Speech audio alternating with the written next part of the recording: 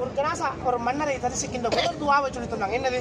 அஸ்ஸலாமு அலைக்கும் அஹ்லத்தியாரி மினல் முஃமினீன வல் முஸ்லிமீன வ இன்னா இன்ஷாஅல்லாஹ் அலைக்கும் அஸ்ஸலாமு அலைனா வலக்குமுல் ஆஃபியா. இது பொதுவாக மன்னரை தரிசிக்கின்ற போது ஓதக்கூடிய ஒரு துவா. ஆனால் நபி அவங்க இந்த அடக்க ஸ்தலத்துக்கு மட்டும் ஒரு பேரொன்று எப்படி துவான்னு சொல்லிட்டாங்கன்னா, அஸ்ஸலாமு அலைக்கும் தார கௌமி முஃமினீன் வ ஆதாக்கும் அத்வாதுன் கதன் முஅஜ்ஜலுன் வ இன்னா இன்ஷாஅல்லாஹ் லாஹிகூன் என்று சொல்லி போட்டு சொன்னாங்க.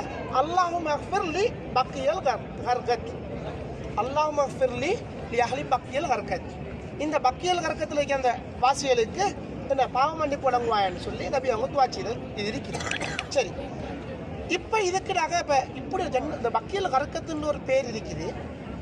முதலாவது பக்கியல் கர்கத்துன்னு என்ன விஷயம் சொன்னா, இந்த அடக்கஸ்தலம் என்ப ஆரம்பத்தில் பக்கியா சொல்லப்பட்டுச்சு. நபியாவோட காலத்தில் இதுக்கு இந்த கர்கத்துன்னு ஒரு பேர் சேர்க்கப்பட்டுச்சு. காரணம் என்ன சொன்னா, இந்த அடக்கஸ்தலத்தில் ஒரு முள்ளுச்செடி இருந்துச்சு. அதில் பேர் வந்து கர்கத்துன்னு சொல்ற முள்ளுச்செடி.